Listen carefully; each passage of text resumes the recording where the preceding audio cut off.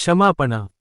క్రైస్తవ సద్గుణాలలో పవిత్రత అత్యంత అప్రియమైనదని నేను మునుపటి అధ్యాయంలో చెప్పాను. కానీ నేను చెప్పింది సరైనదేనా అని నాకు ఖచ్చితంగా తెలియదు. అంతకంటే కూడా అప్రియమైనది మరొకటి ఉందని నేను నమ్ముతున్నాను. అది క్రైస్తవ నియమంలో ఇలా చెప్పబడింది: నిన్ను వలె నీ పొరుగువానిని ప్రేమించుము.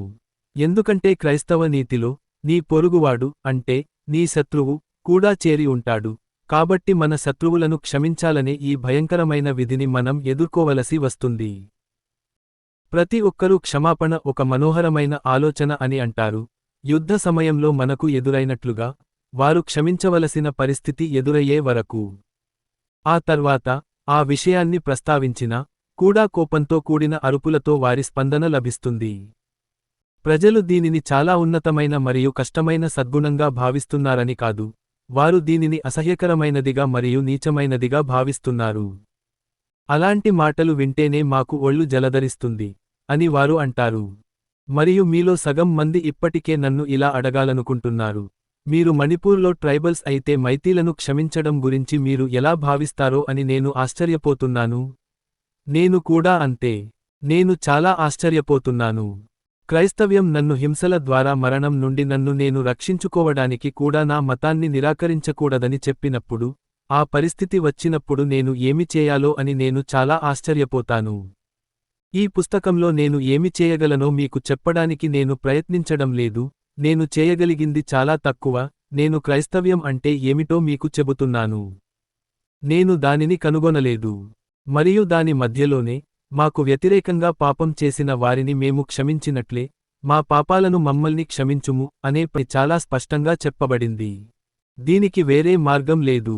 మనం ఏమి చేయాలి? ఇది ఎలాగైనా చాలా కష్టంగానే ఉండబోతోంది. కానీ దానిని సులభతరం చేయడానికి మనం చేయగలిగే 2 విషయాలు ఉన్నాయని నేను భావిస్తున్నాను. మీరు గణితం ప్రారంభించినప్పుడు, మీరు కాలిక్యులస్తో ప్రారంభించరు, మీరు సాధారణ సంకలనంతో ప్రారంభిస్తారు. అదే విధంగా, మనం నిజంగా క్షమించడం ఎలాగో నేర్చుకోవాలనుకుంటే, కానీ అదంతా నిజంగా కోరుకోవడంపైనే ఆధారపడి ఉంటుంది. బహుశా మనం శత్రువుని వారిని క్షమించడం కంటే సులభమైన దానితో ప్రారంభించడం మంచిది. గత వారంలో వారు చేసిన లేదా చెప్పిన ఏదో ఒక దాని కోసం తమ భర్తను లేదా భార్యను, లేదా తల్లిదండ్రులను లేదా పిల్లలను, లేదా తమకు అత్యంత సమీపంలో ఉన్న వారిని క్షమించడంతో ప్రారంభించవచ్చు. అది ప్రస్తుతానికి మనల్ని బిజీగా ఉంచుతుంది. రెండవదిగా, నిన్ను వలె నీ పొరుగువానిని ప్రేమించడం అంటే సరిగ్గా ఏమిటో అర్థం చేసుకోవడానికి మనం ప్రయత్నించవచ్చు. నేను నన్ను నేను ప్రేమించుకున్నట్లే అతన్ని ప్రేమించాలి. సరే, నేను నన్ను నేను సరిగ్గా ఎలా ప్రేమించుకుంటాను? ఇప్పుడు నేను దాని గురించి ఆలోచిస్తే, నాపై నాకు ప్రత్యేకంగా ఎలాంటి ఇష్టం లేదా ఆప్యాయత అనే భావన లేదు, మరియు నేను నా సొంత సాంగత్యాన్ని కూడా ఎప్పుడూ ఆస్వాదించను. కాబట్టి స్పష్టంగా, నీ పొరుగువానిని ప్రేమించు అంటే అతనిపై ఇష్టం పెంచుకో లేదా అతను ఆకర్షణీయంగా ఉన్నాడని భావించు అని అర్థం కాదు. నేను ఇది ముందే గ్రహించి ఉండాలి, ఎందుకంటే ప్రయత్నించడం ద్వారా మీరు ఒక వ్యక్తిపై ఇష్టాన్ని పెంచుకోలేరు. నేను నన్ను గురించి మంచిగా అనుకుంటానా? నన్ను నేను మంచివాడిని అనుకుంటానా? సరే, నేను కొన్నిసార్లు అలా అనుకుంటానని భయపడుతున్నాను, మరియు అవి నిస్సందేహంగా నా చెత్త క్షణాలు, కానీ అందుకే నేను నన్ను నేను ప్రేమించుకోవడం లేదు. నిజానికి ఇది దీనికి విరుద్ధం. నా ఆత్మప్రేమ నన్ను నేను మంచివాడిని అనిపించేలా చేస్తుంది, కానీ నన్ను నేను మంచివాడిని అనుకోవడం వల్ల నేను నన్ను ప్రేమించుకోవడం లేదు. కాబట్టి నా శత్రువులను ప్రేమించడం అంటే వారిని కూడా మంచివారని అనుకోవడం అని అర్థం కాదు. ఇది చాలా పెద్ద ఊరట. ఎందుకంటే చాలా మంది ప్రజలు తమ శత్రువులను క్షమించడం అంటే, వారు నిజానికి అంత చెడ్డవారు కాదని చెప్పడమేనని ఊహించుకుంటారు, కానీ వాస్తవానికి వారు చెడ్డవారని స్పష్టంగా తెలుస్తుంది. ఇంకొక అడుగు ముందుకు వేయండి. నేను అత్యంత స్పష్టంగా ఆలోచించే క్షణాలలో, నేను నన్ను మంచివాడిని అని అనుకోవడమే కాదు, నేను చాలా నీచుడిని అని నాకు తెలుసు. నేను చేసిన కొన్ని పనులను భయంతో మరియు అసహ్యంతో చూడగలను. కాబట్టి స్పష్టంగా, నా శత్రువులు చేసే కొన్ని పనులను నేను అసహ్యించుకోవడానికి మరియు ద్వేషించడానికి నాకు అనుమతి ఉంది. ఇప్పుడు ఆలోచిస్తుంటే నాకు గుర్తుంది, చాలా కాలం క్రితం క్రైస్తవ ఉపాధ్యాయులు నాతో ఇలా చెప్పేవారు: మనం చెడ్డవాడి పనులను ద్వేషించాలి, కానీ ఆ చెడ్డవాడిని ద్వేషించకూడదు. లేదా, వారు చెప్పే విధంగా, పాపాన్ని ద్వేషించాలి కానీ పాపిని కాదు. చాలా కాలం పాటు నేను దీనిని ఒక అర్థం లేని, అనవసరమైన తేడాగా భావించేవాడిని. ఒక మనిషి చేసిన పనిని ద్వేషిస్తూ, ఆ మనిషిని ద్వేషించకుండా ఎలా ఉండగలం? కానీ సంవత్సరాల తర్వాత నాకు ఒక విషయానికి స్ఫురించింది. నా జీవితాంతం నేను ఒక వ్యక్తి విషయంలో ఇదే చేస్తున్నాను, అదే నేను. నా పిరికితనం, అహంకారం లేదా దురాశ నాకు ఎంతగా నచ్చకపోయినా, నన్ను నేను ప్రేమించుకుంటూనే ఉన్నాను. దానిలో ఎప్పుడూ కించిత్ కూడా ఇబ్బంది కలగలేదు. నిజానికి, నేను ఆ పనులను ద్వేషించడానికి కారణం నేను ఆ మనిషిని ప్రేమించడమే. నేను నన్ను ప్రేమించుకున్నందువల్లే, నేను అలాంటి చెడు పనులు చేసే మనిషిని అని తెలుసుకుని బాధపడ్డాను. పర్యవసానంగా, క్రైస్తవ్యం క్రూరత్వం మరియు ద్రోహం పట్ల మనం చూపే ద్వేషాన్ని ఒక్క అణువంత కూడా తగ్గించుకోవాలని కోరుకోదు. మనం వాటిని ద్వేషించాలి. వాటి గురించి మనం చెప్పిన మాటల్లో ఒక్క మాటను కూడా వెనక్కి తీసుకోవాల్సిన అవసరం లేదు. కాని, మనలోని విషయాలను మనం ద్వేషించే విధంగానే వాటిని కూడా ద్వేషించాలని అది కోరుకుంటుంది. ఆ మనిషి అలాంటి పనులు చేసినందుకు బాధపడటం, మరియు ఏదో ఒక విధంగా, ఎప్పుడో ఒకప్పుడు, ఎక్కడో ఒకచోట అతను మారతాడని, మళ్ళీ మానవుడిగా మారతాడని ఆశించడం.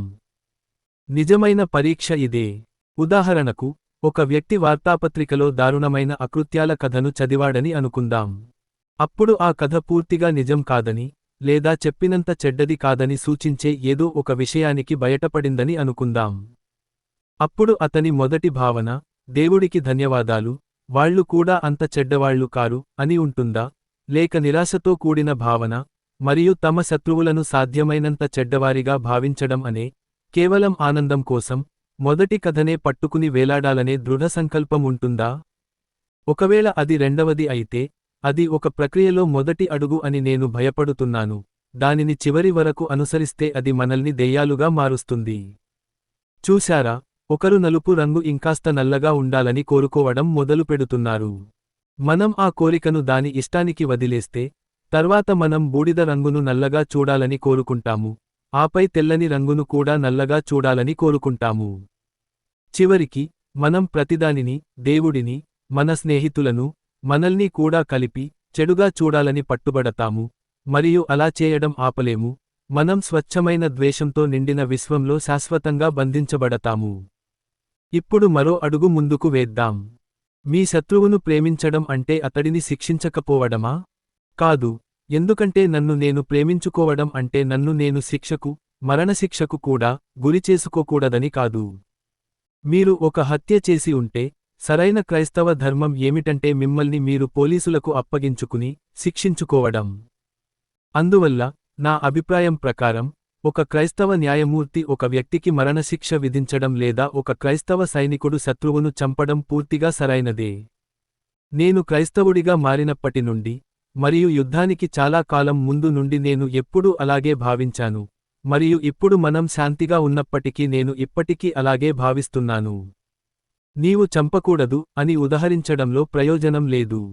2 గ్రీకు పదాలు ఉన్నాయి, సాధారణంగా చంపడానికి ఉపయోగించే పదం మరియు హత్య చేయడానికి ఉపయోగించే పదం. మరియు క్రీస్తు ఆ ఆజ్ఞను ఉదహరించినప్పుడు, ఆయన మత్తయి, మార్కు మరియు లూకా అనే 3 వృత్తాంతాలలోనూ హత్య అనే పదాన్నే ఉపయోగించారు. మరియు హెబ్రీ భాషలో కూడా అదే వ్యత్యాసం ఉందని నాకు చెప్పారు. అన్ని లైంగిక సంబంధాలు వ్యభిచారం కానట్లే, అన్ని హత్యలు కూడా నరహత్యలు కావు. సైనికులు బాప్టిస్ట్ సెయింట్ జాన్ వద్దకు వచ్చి ఏమి చేయాలో అడిగినప్పుడు, వారు సైన్యాన్ని విడిచిపెట్టాలని ఆయన కనీసం సూచించలేదు. క్రీస్తు ఒక రోమన్ సార్జెంట్, మేజర్ను, వారు శతాధిపతి అని పిలిచే వ్యక్తిని, కలిసినప్పుడు కూడా ఆయన అలా సూచించలేదు. ఒక మంచి ఆశయాన్ని రక్షించడానికి ఆయుధాలు ధరించిన క్రైస్తవుడైన వీరుడి భావన, గొప్ప క్రైస్తవ భావనలలో ఒకటి. యుద్ధం ఒక భయంకరమైన విషయానికి, మరియు నేను ఒక నిజాయితీ గల శాంతివాదిని గౌరవించగలను, అయినప్పటికీ అతను పూర్తిగా పొరబడుతున్నాడని నేను భావిస్తున్నాను. నాకు అర్థం కాని విషయానికి ఏమిటంటే, ఈ రోజుల్లో కనిపించే ఒక రకమైన పాక్షిక శాంతివాదం. ఇది ప్రజలకు ఒక ఆలోచనను కలిగిస్తుంది. అదేమిటంటే, మీరు పోరాడవలసి వచ్చినా, దానిని అయిష్టంగా విచారంగా, సిగ్గుపడుతున్నట్లుగా చేయాలి. ఈ భావనే, సైన్యంలో ఉన్న ఎంతో మంది గొప్ప యువ క్రైస్తవుల నుండి, వారికి హక్కుగా ఉన్న ఒక దానిని, ధైర్యానికి సహజంగా తోడయ్యే ఒక దానిని, అంటే ఒక రకమైన హృదయపూర్వక ఉల్లాసాన్ని దోచుకుంటుంది. నేను మొదటి ప్రపంచ యుద్ధంలో పనిచేస్తున్నప్పుడు, నేను మరియు ఒక యువ జర్మన్, ఒకేసారి ఒకరినొకరు చంపుకుని, మరణం తర్వాత క్షణంలో ఇద్దరం కలిసి ఉంటే ఎలా ఉండేదో అని నేను తరచుగా ఆలోచించుకుంటాను. మా ఇద్దరిలో ఎవరూ ఎలాంటి ద్వేషాన్ని గాని, కనీసం ఎలాంటి ఇబ్బందిని గాని అనుభూతి చెంది ఉంటారని నేను ఊహించలేను. బహుశా మేము దాని గురించి నవ్వుకుని ఉండేవాళ్లం అని నేను అనుకుంటున్నాను. ఎవరైనా ఇలా అంటారని నేను ఊహిస్తున్నాను, సరే, శత్రువు చర్యలను ఖండించడానికి, అతన్ని శిక్షించడానికి, మరియు చంపడానికి అనుమతి ఉన్నట్లయితే, క్రైస్తవ నైతికతకు మరియు సాధారణ దృక్పథానికి మధ్య మిగిలిన తేడా ఏమిటి? ప్రపంచమంత తేడా ఉంది. గుర్తుంచుకోండి, మనం క్రైస్తవులం, మనిషి శాశ్వతంగా జీవిస్తాడని నమ్ముతాము. అందువల్ల, నిజంగా ముఖ్యమైనది ఏమిటంటే, ఆత్మ యొక్క కేంద్ర, అంతర్గత భాగంలో ఉండే ఆ చిన్న గుర్తులు లేదా వంపులు, ఇవి దీర్ఘకాలంలో దానిని కేవలం స్వర్గపు లేదా నరకపు జీవిగా మారుస్తాయి. అవసరమైతే మనం చంపవచ్చు, కానీ మనం ద్వేషించకూడదు మరియు ద్వేషించడాన్ని ఆస్వాదించకూడదు. అవసరమైతే మనం శిక్షించవచ్చు, కానీ మనం దానిని ఆస్వాదించకూడదు. మరో మాటలో చెప్పాలంటే, మనలోపల ఉన్న ఏదో ఒకటి, ప్రతీకార భావన, ప్రతీకారం తీర్చుకోవాలనుకునే భావనను పూర్తిగా చంపేయాలి. ఈ క్షణం నుండి తాను ఇకపై ఆ భావనను ఎప్పటికీ అనుభూతి చెందనని ఎవరైనా నిర్ణయించుకోగలరని నా ఉద్దేశ్యం కాదు. విషయాలు అలా జరగవు. నా ఉద్దేశ్యం ఏమిటంటే, రోజురోజుకు, సంవత్సరాల తరబడి, మన జీవితాంతం, అవి ప్రతిసారీ తల పైకెత్తినప్పుడు, మనం వాటి తలపై కొట్టాలి. ఇది కష్టమైన పని, కానీ ప్రయత్నం అసాధ్యం కాదు. మనం చంపుతున్నప్పుడు మరియు శిక్షిస్తున్నప్పుడు కూడా, మనం మన గురించి ఎలా భావిస్తామో అలాగే శత్రువు గురించి కూడా భావించడానికి ప్రయత్నించాలి. అతను చెడ్డవాడు కాకూడదని కోరుకోవడం, ఈ లోకంలో లేదా మరో లోకంలో అతను బాగుపడతాడని ఆశించడం, వాస్తవానికి, అతని మంచిని కోరుకోవడం. బైబిల్లో అతన్ని ప్రేమించడం అంటే ఇదే, అతని మంచిని కోరుకోవడం, అతనిపై ఇష్టం పెంచుకోవడం కాదు లేదా అతను మంచివాడు కానప్పుడు మంచివాడని చెప్పడం కాదు. వారిలో ప్రేమించదగినది ఏమీ లేని వారిని కూడా ప్రేమించడం, దీని అర్థం అని నేను అంగీకరిస్తున్నాను. అయితే, మనలో ప్రేమించదగినది ఏమైనా ఉందా? అది మీరే కాబట్టి మీరు దానిని ప్రేమిస్తారు. మనం అన్ని ఆత్మలను అదే విధంగా మరియు అదే కారణంతో ప్రేమించాలని దేవుడు కోరుకుంటున్నాడు. కాని అది ఎలా పనిచేస్తుందో మనకు చూపించడానికి, ఆయన మన విషయంలో ఆ మొత్తాన్ని సిద్ధంగా లెక్కించి ఇచ్చాడు. ఆ తర్వాత మనం ముందుకు సాగి, ఆ నియమాన్ని మిగిలిన ఆత్మలన్నింటికీ వర్తింపజేయాలి. బహుశా, ఆయన మనల్ని ఆ విధంగానే ప్రేమిస్తారని మనం గుర్తుంచుకుంటే, అది మనకు సులభతరం కావచ్చు. మనలో ఉన్నాయని మనం అనుకునే ఏ మంచి, ఆకర్షణీయమైన లక్షణాల కోసమూ కాదు, కేవలం మనం, మనుషులు అని పిలవబడే ఆత్మలం కాబట్టి. నిజానికి, మనలో ప్రేమించడానికి ఇంకేమీ లేదు. మనలాంటి జీవులు, ద్వేషంలో నిజానికి అంత ఆనందాన్ని పొందుతారు. దాన్ని వదిలివేయడం అంటే బీరు లేదా పొగాకును వదిలివేయడం లాంటిది.